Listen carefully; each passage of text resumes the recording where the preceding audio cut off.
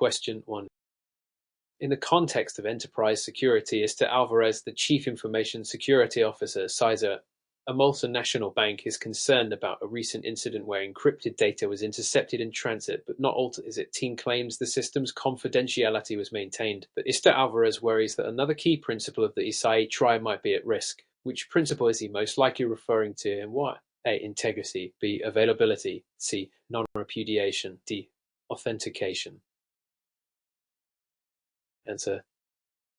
Correct answer A. Integrity. Explanation. CIW covers confidentiality, integrity, and availability. Even though encryption protected confidentiality, intercepted data could be altered without detection if integrity controls. E.g. hashing, digital signatures are weak, non-repudiation and authentication are related but not core CIW components. NIST SB 80012 stresses integrity via checksums, hashes, and digital signatures. Question 2. Given the circumstances, Bennett is drafting a security policy for a cloud service provider handling sensitive health records under HIPAA. She must ensure that data remains protected across all layers, including during transmission, storage, and processing. Which of the following best represents a comprehensive policy objective aligned with security best practices? A. Restricting all traffic TTIA DSLHE entirely. Implementing end-to-end encryption and strong access controls. C. Applying VLAN segmentation for internal department isolation. D. Deploying a next-gen firewall at the network perimeter. Answer. Correct answer.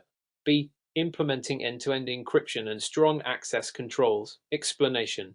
HIPAA 45 CFR requires confidentiality, integrity, and availability. End-to-end encryption plus strong authentication access controls protects data in transit, at rest, and during processing. HE only or VLAN isolation helps but is incomplete. Firewalls alone don't address processing security. NIST SB 80053 maps these controls under AC and SC families. Question 3. While examining EC-PIP vulnerabilities, Mr. Gupta notices repeated spoofing attempts in his corporate network.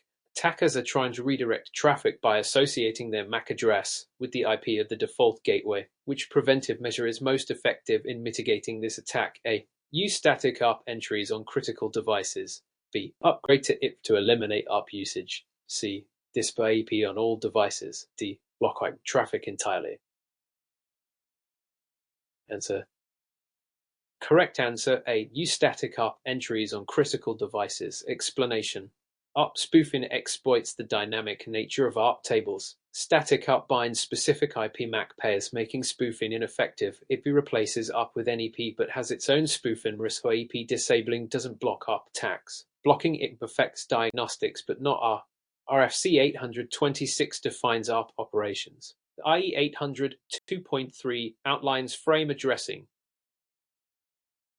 Question 4. The primary reason for implementing layered security in a high-traffic e-commerce site is to reduce the probability that a single point of failure leads to a full breach. Which concept best describes this approach? A. Security through obscurity. B. Defense in depth. C. Least privilege. D. Risk transference. Answer. Correct answer. B. Defense in depth. Explanation. Defense in depth combines multiple layers, firewalls, intrusion detection, encryption, segmentation to prevent total compromise. This aligns with NIST SB 80053 and ISO 27001 Annex A. Security through obscurity hides details but is insufficient. Least privilege controls access. A risk transference shifts liability but doesn't reduce vulnerability. Question 5. When faced with an incident where a web server is under a distributed denial of service (DDoS) attack, Mr. O'Connor's SOC team considers several actions. Which immediate action is most effective in minimizing impact without shutting down legitimate access? A. Disable all inbound connections. B. Use rate limiting and traffic filtering at the upstream provider. C. Increase server CPU and memory allocation. D. Apply software patches to the web application. Answer. Correct answer. B. Use rate limiting and traffic filtering at the upstream provider. Explanation. DDoS mitigation is most effective when handled before malicious traffic reaches the target, often at the ISP level via scrubbing centers. Shutting all inbound connections stops legitimate users. Adding hardware won't stop volumetric floods. Patching is preventive, not immediate mitigation. Refer to NIST SB 80061, Incident Handling. Question 6. In terms of authentication, Mr. Yamato is setting up a remote access VPN for employees to ensure the highest security he wants, a method that verifies identity using multiple independent credentials. Which method should he choose? A. Single-factor authentication. B. Multi-factor authentication. C. Role-based authentication. D. Biometric-only authentication. Answer. Correct answer. B. Multi-factor authentication. Explanation. MFA combines factors from different categories. Something you know have are making compromise harder. Single factor is weak. Role-based defines access rights but isn't authentication strength. Biometrics alone is still single factor. NIST SB 80063 recommends MFA for sensitive access. Question 7. From the perspective of malware prevention, Lang manages an industrial control system network that cannot receive frequent updates due to operational constraints. She wants to minimize infection risks from removable media used by contractors. Which measure is most appropriate? A. Disable auto-run features and enforce manual scans. B. Use encrypted USB drives only. C. Allow removable media but restrict file types. D. Apply the latest OS patches monthly. Answer. Correct answer A. Disable auto-run features and enforce manual scans. Explanation. Disabling auto-run stops automatic execution of malware. The manual scans detect threats before execution. Encryption doesn't prevent malware transfer. File type filtering is partial and bypassable. Patching is important but won't stop zero-day malware from removable drives. Microsoft Security Advisory 967940 out. Auto-run risks. Question 8. Under the assumption that an organization must verify that downloaded files have not been altered in transit, which technology is most suitable for this purpose? A. Symmetric encryption. B. Digital signatures with hashing. C. Asymmetric encryption for confidentiality. D. VPN tunneling. Answer. Correct answer. B. Digital signatures with hashing. Explanation. Digital signatures combine hashing integrity with asymmetric encryption for authenticity, ensuring files haven't been tampered. Symmetric encryption ensures confidentiality, not integrity. VPN protects in transit but can't verify post-download authenticity. FIPS 1864 covers digital signature standards. Question 9. By evaluating firewall configurations, Mr. Chen finds that the company's perimeter device blocks inbound traffic by default but allows all outbound connections without restriction. Which risk is most likely from this configuration? A. Man-in-the-middle attack on incoming sessions. B. Data exfiltration from compromised internal hosts. C. Up-spoofing within the LAN. D. Unauthorized wireless access. Answer. Correct answer. B. Data exfiltration from compromised internal hosts. Explanation. Outbound allow rules enable malware to send stolen data out undetected. Inbound MITM and up spoofing are unrelated to outbound policy. Wireless access is managed separately. NIST SB 80041 advises controlling both the inbound and outbound flows. Question 10. Taking into account the need for secure public key distribution, Mr. Rossi considers options for ensuring that users can trust a website's SALS certificate without prior manual key exchange. Which infrastructure addresses this requirement? A. Web of Trust. B. Public key infrastructure. C. Symmetric key hierarchy. D. Diffie-Hellman key exchange. Answer. Correct answer. B. Public key infrastructure. Explanation. PKI uses trusted certificate authorities to bind identities to public keys, enabling SALS trust without pre-shared keys. Web of Trust is decentralized. Asymmetric key hierarchy needs pre-sharing. Diffie-Hellman exchanges keys securely but doesn't authenticate parties. RFC 5280 defines PKI certificate profiles. Question 11. Throughout the course of a quarterly vulnerability assessment, Harper's team discovers server running an out-day FTP service that allows anonymous login. The manager wants to keep the service running for internal use but must eliminate the security risk. What is the most effective immediate action? A. Block FTP access at the firewall from untrusted networks. B. Migrate all transfers to SAP. C. Restrict anonymous login and enforce strong authentication. D. Limit FTP usage to non-sensitive files. Answer. Correct answer. C. Restrict anonymous login and enforce strong authentication. Explanation. Disabling anonymous FTP and requiring authenticated logins reduces risk immediately while allowing continued use. Blocking at firewall works but may block internal access. Migration to SATP is better long-term but slower to implement. Limiting file type doesn't stop unauthorized access. NIST SB 80044 Everin recommends securing file transfer services. Question 12. When analyzing a suspected man-in-the-middle MITM attack on a corporate Wi-Fi, Torres suspects that attackers are spoofing the SID of the legitimate access point. Which preventive control would best stop users from connecting to the rogue app? A. Implemented WA Enterprise with digital certificates. B. Hiding the SID broadcast of the real app. C. Lowering app signal strength to reduce range. D. Using MAC address filtering for client devices. Answer. Correct answer A. Implemented WA Enterprise with digital certificates. Explanation. WA Enterprise authenticates both users and apps via certificates, blocking rogue app connections. SID hiding is ineffective since SIDs can be sniffed. Lowering signal strength doesn't prevent spoofing. MAC filtering is easily bypassed by spoofing. E800 2.1 is the standard for enterprise-level wireless authentication.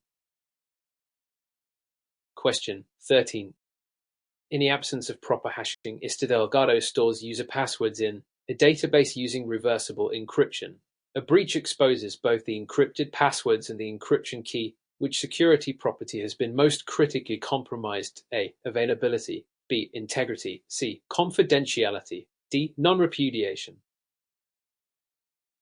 Answer. Correct answer. C. Confidentiality. Explanation. The exposure of the encryption key means passwords can be decrypted, violating confidentiality. Integrity ensures data is unaltered. Availability ensures access, and non-repudiation ensures actions cannot be denied. OWASP recommends salted, one-way hashing decrypt argon to prevent reversible password exposure. Question 14. The underlying principle of asymmetric encryption relies on using two mathematically related keys, which key is used to verify a digital signature. A. The sender's private key. B. The receiver's private key. C. The sender's public key. D. The receiver's public key. Answer. Correct answer. C. The sender's public key. Explanation. Digital signature is created with the sender's private key. Anyone with the sender's public key can verify. Receiver's keys are irrelevant for verification. This principle is outlined in FIPS 1864 and underlies PKI trust models. Question 15. Across different scenarios, Ibrahim is responsible for protecting routers in a branch office from physical tampering. Which measure offers the most reliable long-term protection? A. Disabling unused router ports. B. Placing routers in a locked-to-access control room. C. Configuring strong router passwords. D. Enabling SSH for remote management only. Answer. Correct answer. B. Placing routers in a locked-access control room. Explanation. Physical security ensures hardware cannot be tampered with regardless of software protections. Disabling ports, strong passwords, and SSH are logical protections, but physical access can override them. ISO 27002, 2022 Clause 11 emphasizes securing physical environments. Question 16. Contrary to popular belief, encrypting all communications does not fully protect against certain replay attacks. What additional mechanism is necessary to detect and reject replayed packets? A. Larger encryption key sizes. B. Nonces or timestamps in communication protocols. C. End-to-end VPN tunnels. D. Multi-factor authentication. Answer. Correct answer. B. Nonces or timestamps in communication protocols. Explanation: replay prevention requires unique, one-time values, nonces or time-bound tokens so all packets can be rejected. Encryption alone can protect confidentiality but not detect reused packets. RFC5246 TLS includes sequence numbers and nonces to address this. Question 17. During the process of incident responses, Kowalski receives a log file showing repeated failed login attempts from a 4IP, followed by a successful login using an admin account. What should be our immediate priority? A. Patch all affected systems. B. Disable the compromised account and contain the breach. C. Block the offending IP at the firewall. D. Reset all user passwords organization-wide. Answer. Correct answer. B. Disable the compromised account and contain the breach. Explanation. Incident handling NIST SB 80061 prioritizes containment to prevent further damage. Blocking an IP may not stop the attacker if they change IPs. Patching and password resets are remediation steps after containment. Question 18. Historically speaking, symmetric encryption has been preferred for bulk data encryption over asymmetric encryption because A.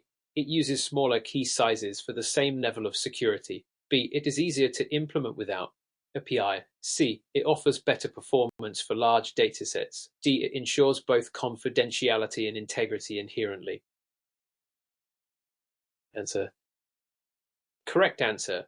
C. It offers better performance for large datasets. Explanation. Symmetric encryption (AES-DES) is computationally faster and better suited for large-scale data encryption. Smaller key size is partially true, but not the main reason. API avoidance relates to implementation, not bulk performance. Integrity requires additional mechanisms like MAX. Question 19. By comparing dictionary attacks and brute force attacks, which statement is most accurate? A. Dictionary attacks are faster but rely on predefined word lists. B. Brute force attacks always succeed in less time than dictionary attacks. C. Dictionary attacks test every possible character combination. D. Brute force attacks fail if the password is common. Answer. Correct answer. A. Dictionary attacks are faster but rely on predefined word lists. Explanation. Dictionary attacks are efficient for weak passwords, but fail if the password isn't in the list. Brute force tries all combinations and guarantees success but takes longer. ORST guidelines recommend strong, random passwords to resist both. Question 20. The most significant aspect of vulnerability management after discovering a zero-day flaw is A. Immediately disabling all network services. B. Applying available mitigations until a patch is released. C. Notifying all employees to avoid suspicious emails. D. Restoring from the last known good backup. Answer. Correct answer. B. Applying available mitigations until a patch is released. Explanation. Zero-day vulnerabilities have no official fix. Mitigations, firewall rules, disabling affected features. Reduce exposure until patching. Disabling all services is impractical. Phishing awareness may help if exploit vector is email, but is not universal. Backups are for recovery post-compromise, not prevention. Question 21. From a practical standpoint, Mr. Schultz is configuring DNS for his organization's e-commerce site. He learns about cache poisoning attacks where users can be redirected to malicious sites. Which control most directly reduces this risk? A. Enabling DSEC on authoritative and recursive servers. B. Limiting DNS query logging to internal administrators. C. Using only internal DNS servers for public name resolution. D. Disabling zone transfers entirely. Answer. Correct answer. A. Enabling DSEC on authoritative and recursive servers. Explanation. DSEC uses digital signatures to verify DNS data integrity, preventing cache poisoning. Internal DNS or disabling zone transfers help limit exposure but don't authenticate DNS records. NIST SB 8008 owner outlines DSEC best practices. Question 22. While it is true that physical theft of a laptop is a major concern, Vasquez wants to ensure that even if stolen sensitive project data remains secure. Which control best achieves this goal? A. Full disk encryption with pre-boot authentication. B. complex BIOS password only. C. Limiting login attempts in the OS. D. Disabling all USB ports in BIOS. Answer. Correct answer A. Full disk encryption with pre-boot authentication. Explanation. Full disk encryption ensures data is unreadable without the key, even if the device is stolen.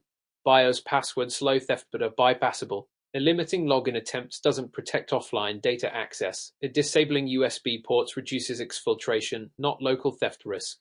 FIPS 1403 covers encryption module requirements.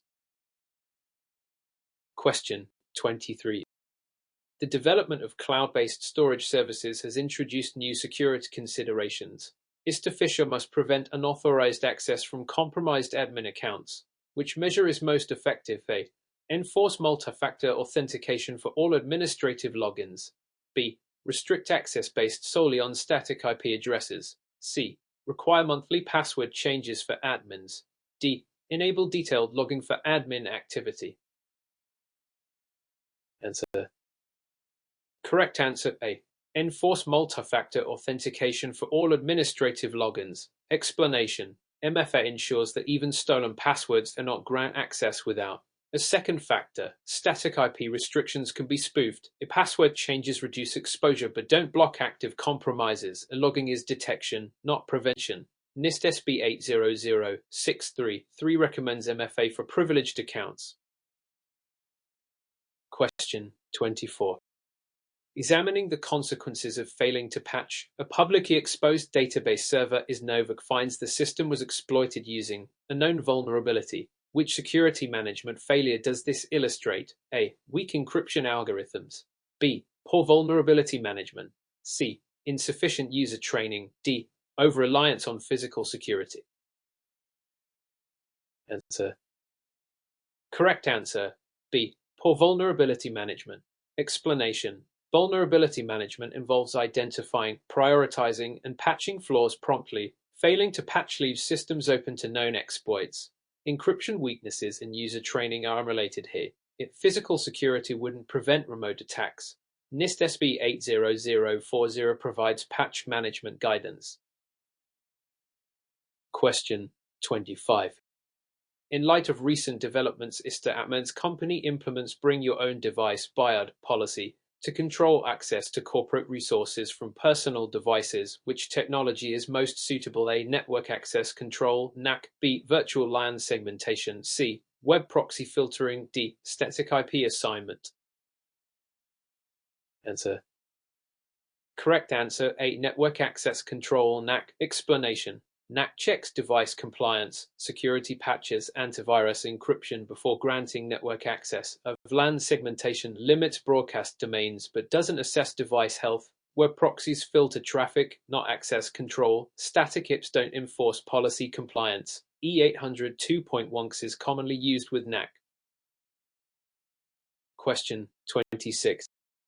When considering data integrity verification, which method best ensures that even a single bit change in a file is detectable? A. File compression before storage. B. Hashing with a cryptographic hash function. C. Symmetric encryption with AES. D. Access control lists to ACLs. Answer. Correct answer.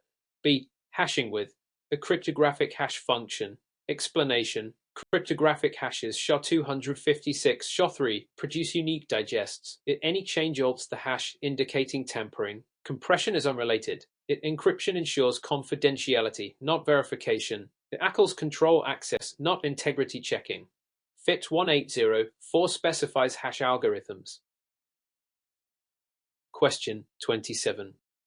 At the heart of this issue, ISTA Romano's team needs to prevent attackers from exploiting open ports on unused network services. Which practice addresses this most effectively? A. Conducting regular port scans and disabling unnecessary services. B. Enabling IDs to monitor suspicious traffic. C. Configuring complex firewall rules for all services. D. Applying load balancers to distribute traffic. Answer. Correct answer A. Conducting regular port scans and disabling unnecessary services. Explanation. Disabling unused services removes attack surfaces entirely. IDs monitors but doesn't close ports. The complex rules can still expose open ports, load balancers, distribute traffic but don't eliminate vulnerabilities. SIS controls recommend regular scanning and hardening. Question 20. The core principles of incident handling require clear separation of detection, containment, eradication, and recovery. During containment, which activity is most appropriate? A. Rebuilding compromised systems from clean backups. B. Disconnecting affected hosts from the network. C. Deploying vulnerability patches. D. Conducting a post-incident review. Answer. Correct answer. B. Disconnecting affected hosts from the network. Explanation. Containment stops ongoing damage by isolating compromised systems. Rebuilding and patching occur in eradication. Post-incident reviews happen after recovery. NIST SB 80061 outlines these phases clearly. Question 29. Focusing specifically on transport security, Mr. Lee wants to ensure confidentiality and integrity for data between two offices over the Internet without relying on application layer encryption. Which solution fits best? A. IPS VPN in tunnel mode. B. ATS with ALS 1.3. C. Secure Shell SSH port forwarding. D. SMIME for email communication. Answer. Correct answer A. IPSec VPN in tunnel mode. Explanation. IPSec at the network layer secures all traffic between sites independent of application. HE secures only web traffic. SSH forwarding protects specific sessions. The SMIME is for email. RFC 4301 defines IPSec framework. Question 30. The effectiveness of hashing in authentication protocols depends largely on A. The secrecy of the hashing algorithm. B. The unpredictability of the input through salting. C. Storing hashes without encryption. D. Using the smallest possible hash size for efficiency. Answer. Correct answer. B. The unpredictability of the input through salting. Explanation. Salting prevents attackers from using pre-computed tables, rainbow tables, to reverse hashes. Algorithm secrecy violates Kirchhoff's principle. Storing hashes without encryption increases exposure risk. Smaller hashes reduce security due to higher collision chances. NIST SB 800-132 covers salting in password storage.